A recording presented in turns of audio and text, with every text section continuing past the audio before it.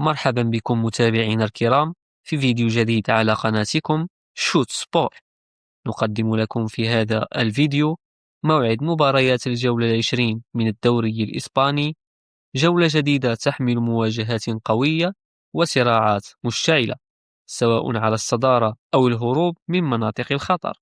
سنتعرف على توقيت كل مباراة وأبرز اللقاءات المنتظرة، كل التفاصيل التي تهم عشاق الكرة الإسبانية قبل انطلاق الجولة.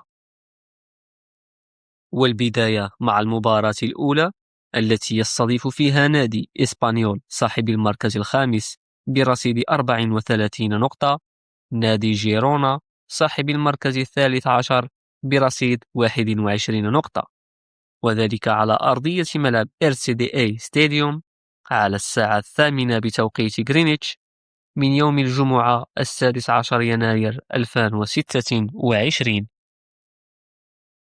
في المباراة الثانية يستضيف نادي ريال مدريد صاحب المركز الثاني برصيد 45 نقطة نادي ليفانتي صاحب المركز التاسع عشر برصيد 14 نقطة، وذلك على أرضية ملعب برنابيو على الساعة 1 زوالا بتوقيت غرينتش من يوم السبت 17 يناير 2026.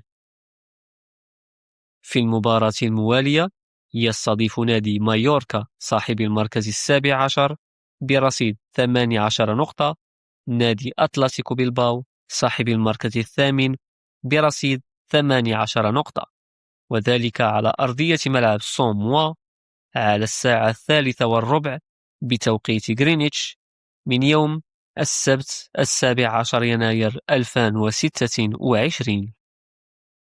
في المباراة التالية يستضيف نادي أوساسونا صاحب المركز الخامس عشر برصيد 19 نقطة نادي ريال أوفيدو صاحب المركز الأخير برصيد 13 نقطة، وذلك على أرضية ملعب الصدار على الساعة 5:30 بتوقيت غرينتش من يوم السبت 17 يناير 2026. في المباراة الموالية يستضيف نادي ريال بيتيس صاحب المركز السادس برصيد 29 نقطة نادي فياريال صاحب المركز الثالث برصيد 41 نقطة، وذلك على أرضية ملعب بينيتو فيا مارين على الساعة 8 بتوقيت غرينتش من يوم السبت 17 يناير 2026.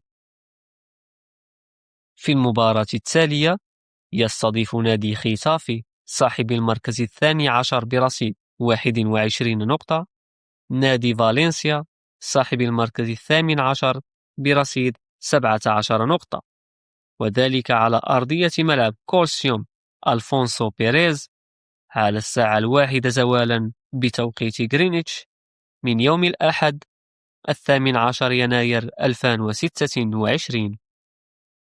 في المباراة الموالية يستضيف نادي أتلتيكو مدريد صاحب المركز الرابع برصيد 38 نقطة نادي ألافيس صاحب المركز السادس عشر برصيد 19 نقطة، وذلك على أرضية ملعب ريادير متروبوليتانو على الساعة 3:15 بتوقيت غرينتش من يوم الأحد 18 يناير 2026.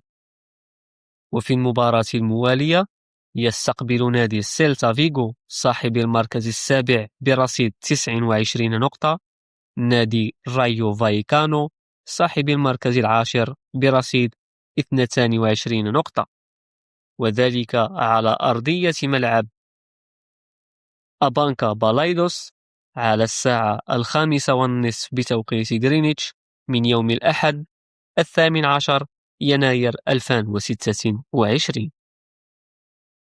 وفي المباراة الموالية يستضيف نادي ريال سوسيداد صاحب المركز الحادي عشر برصيد 21 نقطة المتصدر برشلونة صاحب 49 نقطة، وذلك على أرضية ملعب ريال أرينا على الساعة 8 بتوقيت غرينتش من يوم الأحد 18 يناير 2026.